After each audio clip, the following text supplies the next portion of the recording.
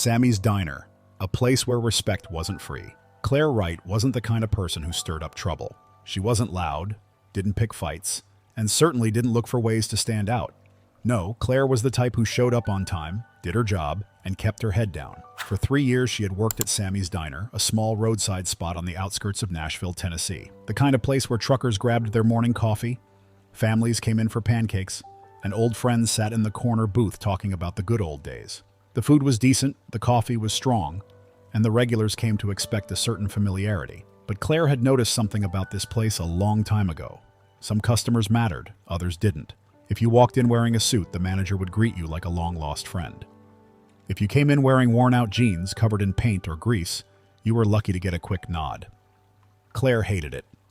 But she kept quiet because that's how things worked around here. Until one night, everything changed. The last shift she never saw coming. It was a slow Tuesday evening. The kind Claire didn't mind. Fewer customers, fewer complaints, fewer fake smiles from her coworkers. She was wiping down the counter when the bell above the door jingled. An older man stepped inside. His clothes were neat but well-worn. Faded jeans, a button-up shirt, and an old leather jacket that had seen better days. He hesitated for just a moment, his eyes scanning the room as if he already knew what kind of welcome he would, or wouldn't, get. Claire had seen that look before. She also saw what happened next. Angela, one of the senior waitresses, glanced up from her phone, saw the man, and looked right back down like he didn't exist. Rick, another server, threw a quick glance his way before turning his back completely. No welcome to Sammy's. No acknowledgement, nothing. This wasn't an accident. Her coworkers had made a choice. And now, Claire had to make one too. She exhaled, grabbed a menu, and walked straight over. "Evening, sir," she said, her voice warm but casual. "Just you tonight?" The man's eyes met hers, and for a split second something in his face softened. "Yes, ma'am," he said with a small nod. "Great, follow me." She led him to a booth by the window and handed him a menu. "Can I start you off with something to drink?" "Coffee. Black." "Coming right up?" Claire poured the coffee herself, ignoring the way Angela and Rick whispered behind her back. When she set the cup down, the man glanced around the diner before looking up at her again. "Are you the only one working tonight?" She knew exactly what he meant. Claire flicked her gaze toward the others. Angela scrolling through her phone, Rick pretending to clean a table while stealing glances at them. "Feels like it sometimes," she said with a smirk. That made him chuckle. "What's good here?" he asked, flipping open the menu. Claire tilted her head. "Depends. If you want something hearty, the pot roast is fresh, but if you trust my recommendation, go for the grilled salmon." He raised an eyebrow. "That's so," she nodded. "Promise you won't regret it." A small, genuine smile crossed his face. "Salmon it is." Claire jotted it down and walked back to the kitchen, ignoring the way Angela muttered under her breath just loud enough to be heard. "She's wasting her time." Claire clenched her jaw but didn't look back. She had no idea how right Angela was, because that one decision, it changed everything. The next morning, fired. Claire barely slept that night. Something about the way Angela whispered to Rick, the way their manager Ted peeked out of his office like he was checking on something, made her stomach twist. But she told herself she was overthinking. She had done nothing wrong, and yet, when she walked into Sammy's the next morning, she felt the tension in the air before anyone even spoke. Angela wasn't leaning against the counter like usual. Rick wasn't cracking jokes. Instead, both of them stood there, watching her with little smirks. Claire's grip tightened on her apron. Then she heard the office door creak open. Ted. He stood in the doorway, arms crossed, looking at her like he'd been waiting for this moment. "Claire," he said flatly, "come with me." A cold pit formed in her stomach.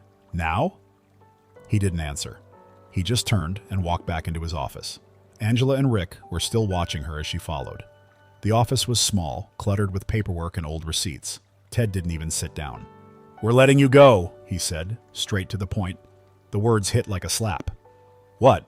Ted sighed, like this was some big inconvenience for him. "It's just not working out." Claire let out a sharp, humorless laugh. "I've been here for 3 years, never missed a shift, never been late." Ted didn't even blink. "It's a decision we've made. We." That meant Angela. That meant Rick. That meant the whole damn system in this place. Her throat tightened. "This is about last night, isn't it?" Ted didn't confirm it. He didn't have to. His silence was enough. Claire felt her pulse in her ears. "So I get fired for doing my job?" Ted's fingers tapped the desk. You can pick up your final paycheck next week. That was it. No explanation, no warning, just out. Claire unclenched her fists. She knew arguing was useless. She untied her apron, set it on the chair, and turned to leave. But before she stepped out, she hesitated at the door. She forced herself to look back at Ted. You know this isn't right. Ted didn't even flinch. Claire shook her head, walked out, and didn't look back. Angela's smirk was waiting for her in the main dining area. Rick pretended to clean a table, but he wasn't even trying to hide the smug look on his face. They thought they won. Claire didn't give them the satisfaction of a reaction. She lifted her chin, walked past them without a word, and pushed through the door into the cold morning air. For the first time in 3 years, she had no job, no paycheck, no backup plan. She sat in her car, gripping the steering wheel, her breath coming in short, sharp bursts. Then her phone buzzed. Unknown number. She ignored it. It buzzed again. With a shaking hand, she picked it up and answered. Hello? A deep voice came through the line, steady, familiar. Claire, this is Richard Lawson. She frowned. I'm sorry. Who? The man's next words made her heart stop. The man you served last night at Sammy's diner. I heard what happened. And just like that, Claire's story was far from over. Claire tightened her grip on the phone.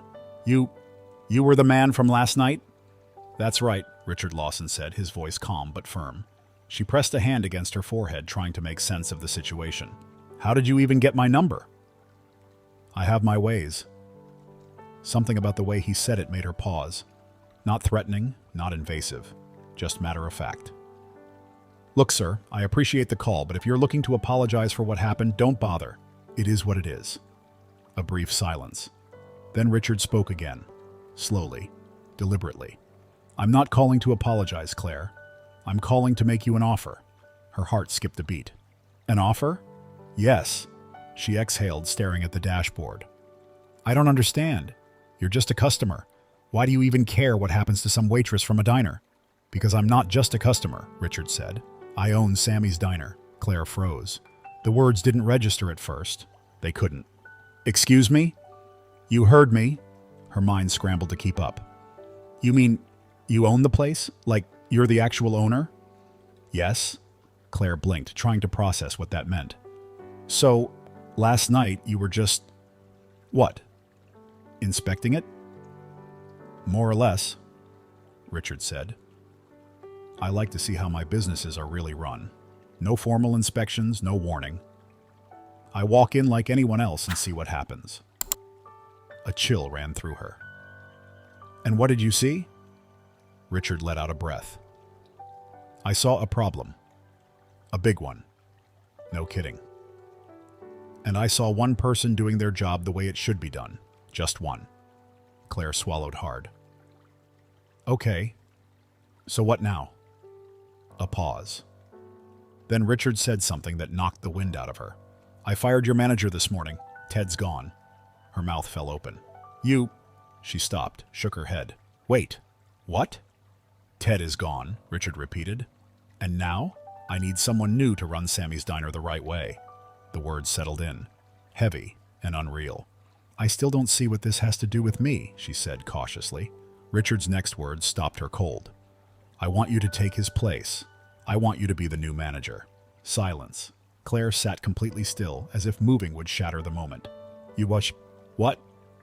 I want you to come back, Richard said, his tone unwavering. Not as a waitress. As the one in charge. Her breath hitched. Why me? Because you get it, he said simply. You know what matters. You see people for who they are, not just their wallets. And that's exactly the kind of leadership this place needs. Claire let out a shaky breath. I don't know if I can do this. Yes, you can, Richard said firmly. And you should. She stared out the windshield, her mind spinning. Less than 24 hours ago, she had walked out of Sammy's with nothing. Now she was being offered the very position of the man who had fired her. A slow, creeping realization settled in. Angela, Rick, they had counted her out, thought they had won, and now she had a chance to be the one thing they never saw coming. She gripped the phone tighter. All right, she said, her voice steady. I'll do it. Richard let out a satisfied breath. Good. Be there tomorrow morning at 8. We have work to do. Claire hung up and sat in stunned silence. For the first time in 3 years, she wasn't just going back to work. She was going back as the boss. and she wasn't coming to play nice. The next morning, Claire stood outside Sammy's diner, gripping the strap of her bag. The air was crisp, the kind that cut through layers and made your breath visible. But she barely felt it.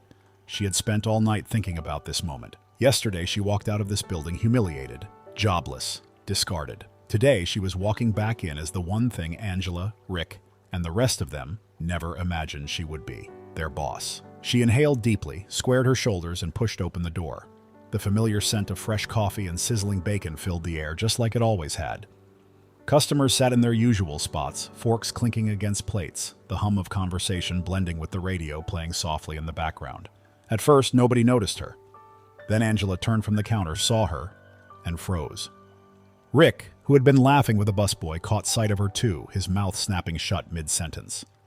For the first time since she had known him, he looked genuinely speechless. Claire let the moment stretch just long enough to watch them squirm. Then, moving with purpose, she walked straight to the counter and set her bag down. Angela recovered first. She scoffed, crossing her arms. "What the hell are you doing here?" Claire tilted her head, pretending to think about it. "You'll find out soon enough." Angela's smirk faltered. Before she could say anything else, the office door at the back of the diner opened. Ted stepped out, already looking irritated, flipping through a stack of papers. "Angela, I need you to—" Then he saw Claire. His whole body went rigid. His eyes flicked to Angela, then to Rick, like he was trying to piece together what was happening. "Claire," he said slowly, voice laced with disbelief, "you don't work here anymore." Claire smiled, but there was no warmth in it. "Actually," she said, "I do." Ted blinked. "What?" Another voice cut in before she could answer. "I believe I can clarify that." Every head in the diner turned. Richard Lawson walked in, calm and collected, his hands tucked casually in the pockets of his coat. He scanned the room, taking his time before landing on Ted. Angela's face paled.